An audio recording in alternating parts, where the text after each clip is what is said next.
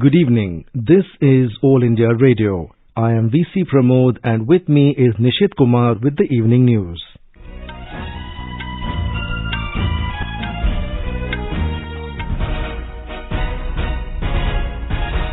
The headlines. Prime Minister Narendra Modi chairs all-party meet to discuss COVID-19 situation. Says world is looking towards India for a cost-effective and efficient vaccine for coronavirus. COVID-19 recovery rate improves to 94.2% in the country. Prime Minister to deliver keynote address at IIT 2020 Global Summit in a short while from now. Fifth round of talks between centre and farmers to be held tomorrow in New Delhi. In Jammu and Kashmir, polling concludes for the third phase of DDC elections. And in cricket, India beat Australia by 11 runs in the first T20 International at Canberra.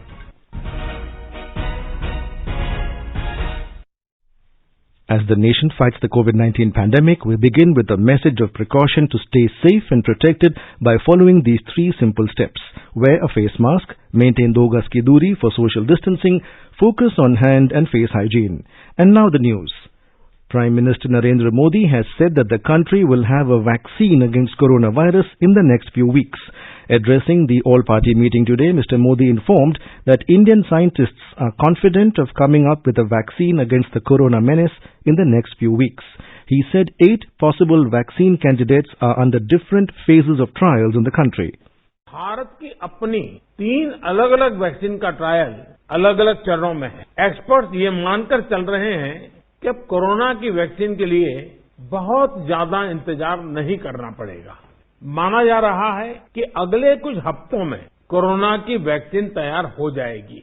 जैसे ही वैज्ञानिकों की हरी झंडी मिलेगी, भारत में टीकाकरण अभियान शुरू कर दिया जाएगा। Prime Minister said that the world is looking towards India for a cost-efficient and effective vaccine against the pandemic. He said through the collaborative efforts of the scientific fraternity, the country will deliver a viable option for mass vaccination in the near future. Prime Minister informed that the vaccination program in the country will commence after a nod from the research scientists.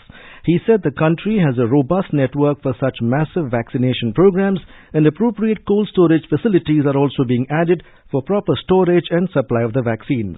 Mr. Modi said the healthcare workers and frontline corona warriors will be the ones who will be administered the vaccine first. He informed that the detailed priority list for the vaccination program will be prepared with the assistance of the states and union territory governments. The Prime Minister said that the pricing of the vaccine will be decided only after due consultation with the state governments, keeping public health care as the topmost priority. Vaccine की कीमत कितनी होगी, इसे लेकर भी सवाल स्वाभाविक है। केंद्र सरकार इस बारे में राज्य सरकारों के साथ बात कर रही है। वैक्सीन की कीमत को लेकर फैसला जन स्वास्थ्य को सर्वोच्च प्राथमिकता देते हुए किया जाएगा और राज्य सरकारों की इसमें पूरी सहभागिता होगी। He said the country has come a long way since February-March when the first news of coronavirus emerged and thanked everyone for their indomitable spirit and efforts. Mr. Modi said India not only helped its own citizens but also reached out to other nations and assisted them with medical supplies. He urged everyone to continue Jan Bhagidari as the country is on the verge to undertake one of the largest vaccination programs. Mr. Modi asked authorities to sensitize people about the vaccination program by giving right information. As he said, rumor mongering becomes rampant whenever such exercises are undertaken in a massive scale. जब भी इतना व्यापक टीकाकरण अभियान चलता है तो अनेक प्रकार की अफवाहें भी समाज में फैलाई जाती हैं। ये अफवाहें जनहित और राष्ट्रहित दोनों के विरुद्ध होती है। इसलिए हम सभी दलों का ये दायित्व है कि देश के नागरिकों को ज्यादा से ज्यादा जागरूक करें, उन्हें किसी भी अफवाह में बचाएं। He also urged everyone not to shun the time-tested cautionary measures of maintaining safe distance and cleaning hands until the vaccination drive is complete. The all-party meet, which lasted for around 3 hours, was attended by floor leaders of both the Houses of Parliament. Union Ministers Amit Shah, Rajnath Singh and Harshvardhan were also present in the meeting. Congress leader Adhir Ranjan Chaudhary and Ghulam Nabi Azad, TMC leader Sudeep Bandyopadhyay, DMK leader T.R. Balu, NCP patron Sharad Pawar and party leaders from other political parties participated in the virtual meeting. India has crossed a significant milestone in its fight against COVID. With cumulative recovery of over 90 lakh people so far, the recovery rate has further improved to 94.20%. The number of daily recoveries also continue to outnumber the new daily cases, taking the total recovered cases in the country at around 22 times the number of active cases. The daily positive cases have been below the 50,000 mark for 27 consecutive days. In the last 24 hours, nearly 36,500 new cases were reported, while nearly 43,000 people recovered successfully in the same time span. The active caseload of the country witnessed further reduction and has reached below 4.5%. Total active cases in the country today stand at 4,16,082, which comprises merely 4.35% of the total reported cases. The Health Ministry has informed that nearly 75% of the new COVID cases are concentrated in 10 states and Union Territory of Delhi, Maharashtra, Kerala, West Bengal, Haryana and Rajasthan, among others. The Health Ministry has said this has also led to commensurate dip in the fatality rate, which stands at 1.45%. It informed that 540 case fatalities were reported in the last 24 hours. Over 11,70,000 samples were tested for COVID in the country in the last 24 hours. With this, the cumulative testing figure has reached around 14,47,28,000. The central government and ICMR have scaled up the testing infrastructure in a calibrated manner. India's testing capacity has touched 15 lakh per day, ensuring easily accessible COVID-19 tests for all. With a view to contain the spread of COVID-19, India went into lockdown early and it also unlocked the economy much earlier. The impact of this is seen in most high-frequency indicators, seeing an uptick. As a result, Manufacturing Purchasing Managers Index PMI rose from 56.8 in September to 58.9 in October 2020, registering the highest figure in over a decade. The PMI Services Index also rose to 54.1 in October, ending the 7-month sequence of contraction, signaling improved market conditions. More from our correspondent. Power consumption clocked double-digit year-on-year growth of 12.1% in October and 4.5% in the first 24 days of November, which reflects a post-recovery rebound. It also reflects growth and economic activity across all spheres of agriculture, industry and services. GST collections swelled to 8-month high at 1,05,000 crore rupees in October. The GST collection crossed 1 lakh crore rupees after February 2020, registering a positive year-on-year growth of 10.2%. Railway freight grew year-on-year at 15.4% in October and 13.6% in the first 10 days of November. The gross revenue from railway passengers bookings stood at over 533 crore rupees in the first 10 days of November, reaching 8% of October level. Under Manrega, 252.4 crore person days of work have been created during April to October of this fiscal, as against 159.7 crore person days in the corresponding period of previous year. Anand Kumar, AIR News, Delhi. In Gujarat, the doctor's prescription will not be required henceforth for the RT-PCR test. This was announced by the State Health Department today. According to the official release, now public can directly approach any government or private laboratory for getting their RT-PCR test. More from our Ahmedabad correspondent. According to the new guidelines of ICMR, there is no need for a doctor's prescription for getting RT-PCR test. Now the people can do their RT-PCR test without any doctor's prescription. The state government is already providing rapid antigen test facility free of cost throughout the state. Meanwhile, the health experts warned the people not to go for the HRCT high-resolution computerized tomography test for diagnosis of corona. It has a high dose of radiation which can cause cancer also. Yogesh Pandya, AIR News, Ahmedabad. Kerala continues to report surge in COVID cases as 5,718 new cases of COVID were confirmed today and 5,496 recoveries were also reported in the state. Presently, the total active COVID cases in Kerala is 61,401. Meanwhile, 29 recent deaths were also confirmed due to COVID today, taking the death toll in the state to 2,358. Additional Professor, Cancer Ring AIIMS, New Delhi, Dr. Rakesh Garg says the corona pandemic is on and we must follow the COVID-appropriate behavior. He told AIR News just by taking easy precautions, we can save ourselves and others from the virus. One of the most important thing is wearing mask. you can use the cloth-based mask whenever you go out of the home, and that is very, very essential. Second important aspect is maintain social distancing. It will be good enough if you can maintain a distance of 6 feet when you are going outside or when you are gathering at any place, because the COVID infection spreads when you are very close to each other of an infected patient. The third important aspect is maintaining the hand hygiene, because the infection can spread when you touch any infected items and touch your face. The infection can happen to you. So whenever you go out at any place, if you have touched anything, try to wash your hand with soap and water. If it's not available, you can use alcohol-based sanitizer so that your hands always remain clean. Much before the coronavirus pandemic hit the world and forced digital education to take the lead, there was a dedicated and committed man in Sholapur in the state of Maharashtra named Ranjit Singh Desale, who had already started to design QR codes for the students. Ranjit Singh Desale was yesterday named as the winner of Global Teacher Prize 2020, which is awarded by the London-based Varkey Foundation and UNESCO. 32-year-old Ranjit Singh Desale, a teacher at the Zilla Parishad School in Paritewadi, Sholapur, has announced that he will share half of the $1 million award money with the 9 other finalists so that they too may continue their good work. Our Mumbai correspondent has more details.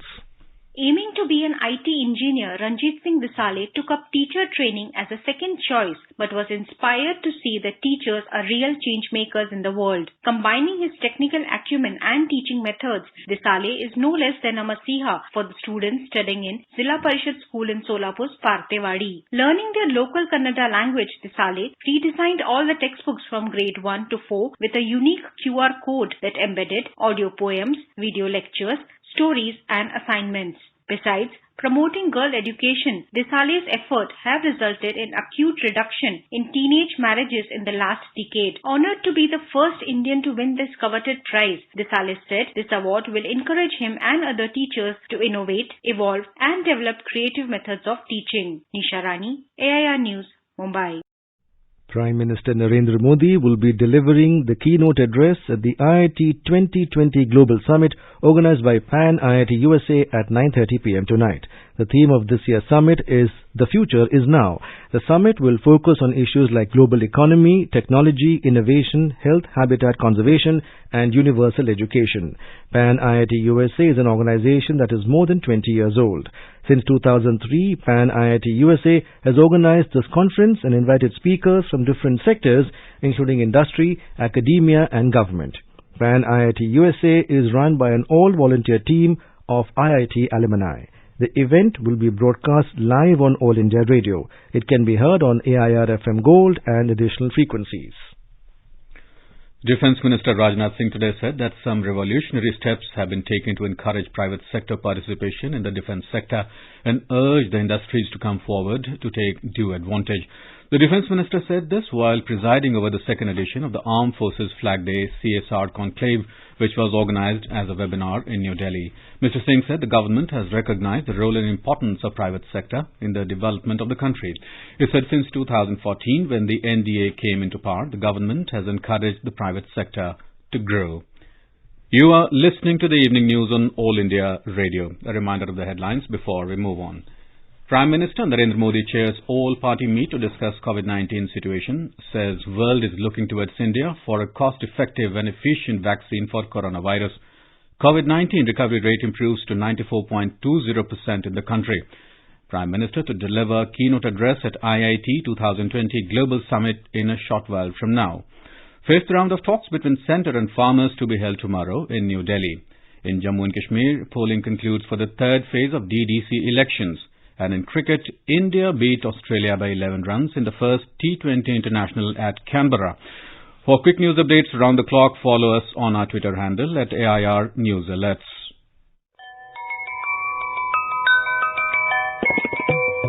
To get accurate, reliable and wide coverage of news, tune into AIR News 24/7 and FM Gold and listen to the major bulletins at 8:30 a.m., 2 p.m.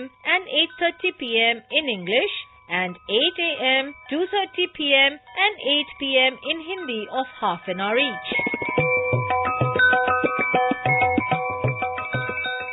चलो मिलकर एक शुरुआत करें, चलो एक फैसला आज करें, मास्क नहीं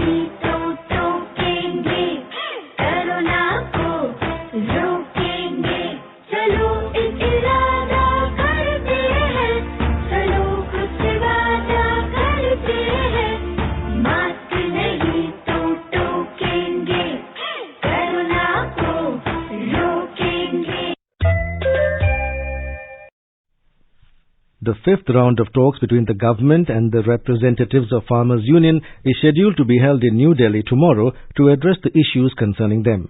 The fourth round of talks between the two sides was held on Thursday, in which the representatives of 40 farmers' unions participated in a dialogue with Agriculture Minister Narendra Singh Tomar, Railways Minister Piyush Goyal and Minister of State for Commerce Som Prakash.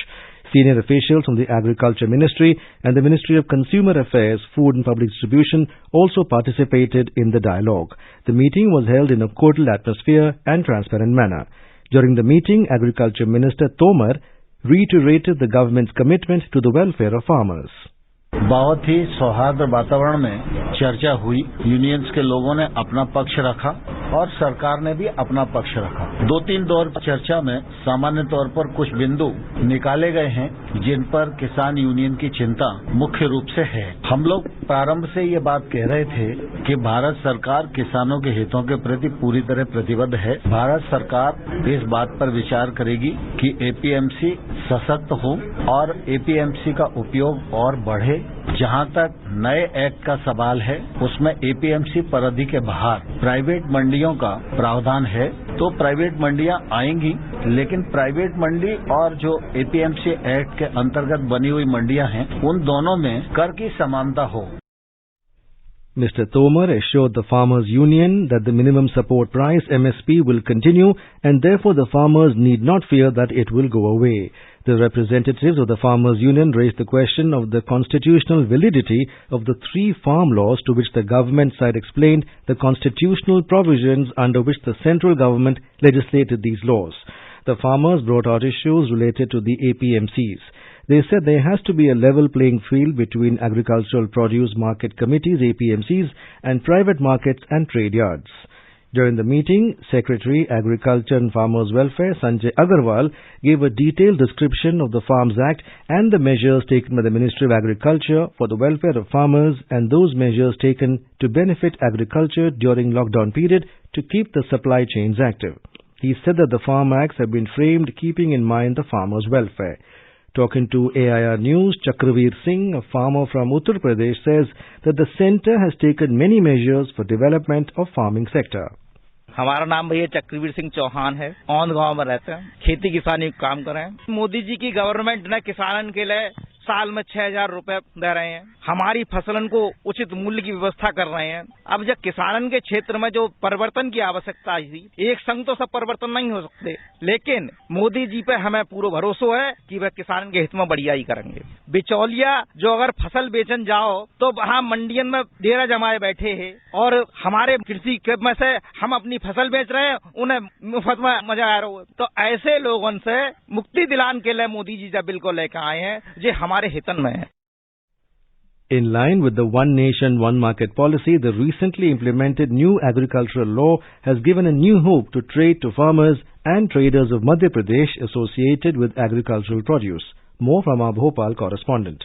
Nagesh Agrawal, a farm entrepreneur of Madhya Pradesh, is successfully running a Khatu Shyamji Pulse Private Limited in Jabalpur. Welcoming the new laws, Nagesh Agrawal said that now he is doing business without any fear. Bharat सरकार ने जो stock limit खत्म कर दिया है, उससे भयमुक्त व्यापार हो गया है। दूसरी बात, जो सरकार ने कृषि को मंडी के बाहर बेचने के लिए एक स्वीकृति प्रदान करी है, वो बहुत अच्छा सरकार का कदम है। इससे व्यापार बहुत आसान हो गया है। The Essential Commodities Amendment Bill 2020 has removed commodities like cereals, pulses, oilseeds, edible oils, onions and potatoes from the list of essential commodities. It has ended the imposition of stock holding limits except under extraordinary circumstances. Sanjeev Sharma, AIR News, Bhopal. The third phase of DDC polls concluded smoothly across the J&K Union territory with a turnout of nearly 51%. In Jammu division, people turned out in large numbers to exercise their franchise. Addressing a press conference in Jammu this evening, State Election Commissioner K.K. Sharma said that in Jammu, voting percent was 68.88% and in Kashmir, 31.61% voting was recorded. The first ever District Development Council polls are being held in J&K Union Territory in 8 phases. The last and the 8th phase will be held on December 19th, while the counting of votes will be taken up on December 22nd. Riyasi district topped the list with impressive voter turnout of 75.20, followed by Rajouri district with 72.81% in Jammu division. The lowest turnout in Jammu division was in Doda district, which recorded 59.51%. In Kashmir Valley, Kulgam district recorded highest polling at 64.45%, followed by Bandipora district at 56.73% and Badgam with 50.18%. With today's polling, the fate of 305 candidates has been sealed in the ballot boxes. R.K. Rana, AR News, Jammu. In Greater Hyderabad Municipal Corporation elections, the State Election Commission authorities have declared results for 131 out of 150 divisions. The ruling TRS 153, while AIMIM bagged 42 and BJP won 35. The Congress candidates won 2 divisions. Results for 19 more divisions are yet to be declared. More from our Hyderabad correspondent. If one look at the strengths of the political parties in the last election held in 2016, the ruling TRS had 99 seats, while MIM had 44 corporators. The BJP had bagged 4 divisions, while Congress had 2. The other parties like TDP and Telangana Jana Samiti could not prove their presence even this time. However, the TRS will be little short of magic figure to get the mayor chair on its own in the 150 division corporation. It is to be seen whether the TRS will take the help of AIMIM or not. Meanwhile, TRS chief Chandrasekhar Rao has already begun consultations with the party's senior leaders regarding mayor post. Lakshmi, AR News, Hyderabad. In Maharashtra, Maha Vikas Aghadi's Congress candidate, Advocate Abhijit Vanjari, won the Maharashtra Legislative Council seat in Nagpur Division Graduate Constituency today. He got 61,701 votes, while BJP Sandeep Joshi got 42,991 votes. Mr. Vanjari won by a margin of 18,710 votes. A quota of 60,747 votes was set for this election, conducted through preferential voting system. In Assam, election campaigns for the first phase of Bodoland Territorial Council polls will come to an end tomorrow. Polling in the first phase will be held on the 7th of this month in 21 seats of Buxa and Udalguri districts.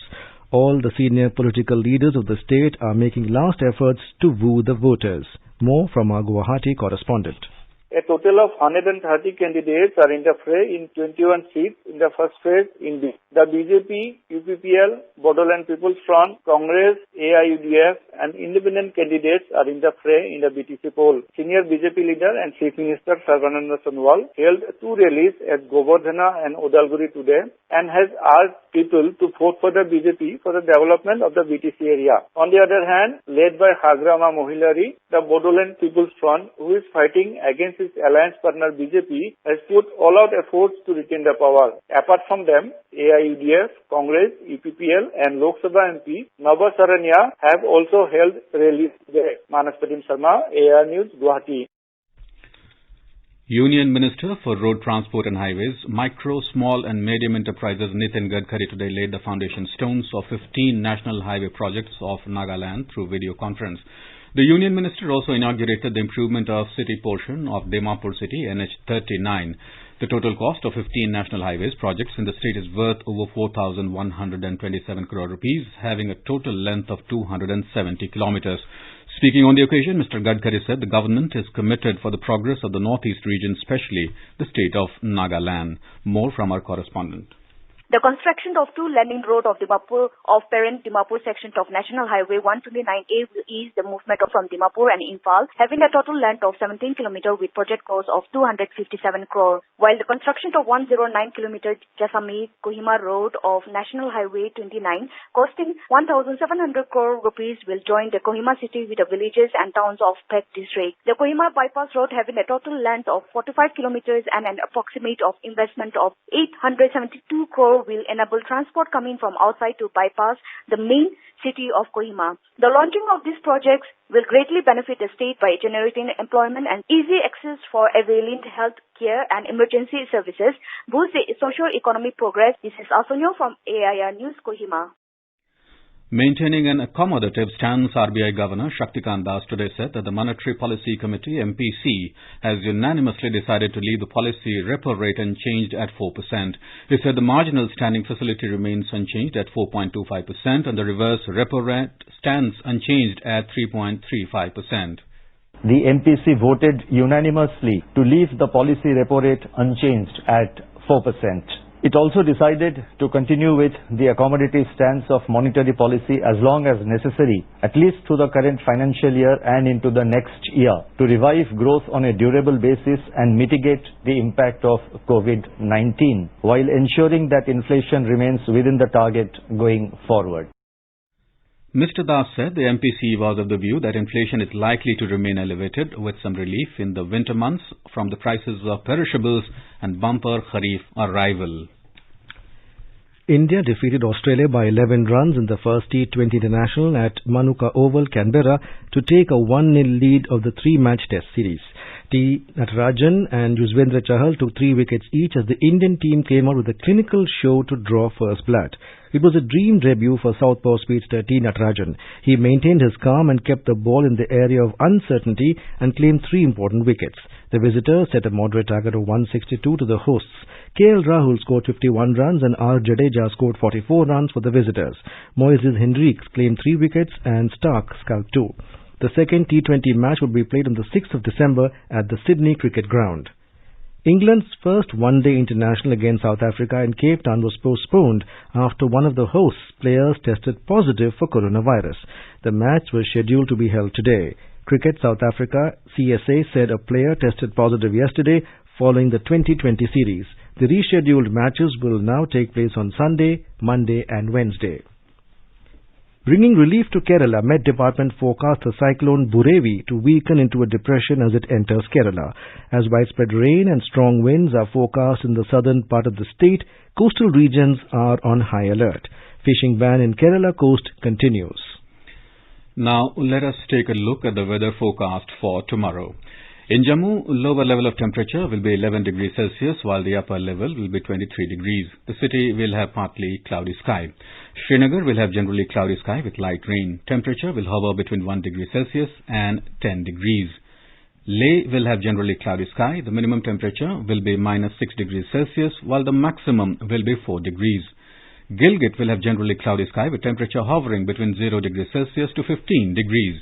Muzaffarabad will have generally cloudy sky. Temperature will move from 4 to 18 degrees Celsius. The national capital will have shallow fog with temperature varying between 10 and 26 degrees Celsius. Mumbai will have mainly clear sky. Temperature will vary between 24 and 34 degrees Celsius. Chennai will have generally cloudy sky with light rain or drizzle. The temperature will hover between 23 and 25 degrees Celsius. Kolkata will witness partly cloudy sky. City will observe minimum temperature of 17 degrees Celsius and a maximum of 29 degrees. In Dehradun, the temperature will hover between 9 and 25 degrees Celsius. The city will have mainly clear sky. Chandigarh will have mainly clear sky. Temperature is likely to move from 10 to 24 degrees Celsius. In Hyderabad, the minimum temperature will be 15 degrees Celsius, while the maximum will be 28 degrees. The city will have partly cloudy sky with haze. Navy Day is being celebrated today. The day is celebrated on the 4th of December every year to recognize the achievements and role of Indian Navy to the country. It was on this day in 1971 during Operation Trident that the Indian Navy sank 4 Pakistani vessels including PNS Khyber, killing hundreds of Pakistani Navy personnel. Prime Minister Narendra Modi has greeted all valorous Navy personnel and their families on the occasion. And now, before we end the bulletin, the headlines once again. Prime Minister Narendra Modi chairs all-party meet to discuss COVID-19 situation. Says world is looking towards India for a cost-effective and efficient vaccine for coronavirus. COVID-19 recovery rate improves to 94.2% in the country. Prime Minister to deliver keynote address at IIT 2020 Global Summit in a short while from now. 5th round of talks between centre and farmers to be held tomorrow in New Delhi. In Jammu and Kashmir, polling concludes for the 3rd phase of DDC elections. And in cricket, India beat Australia by 11 runs in the first T20 International at Canberra. And with that, we end the evening news. Good night.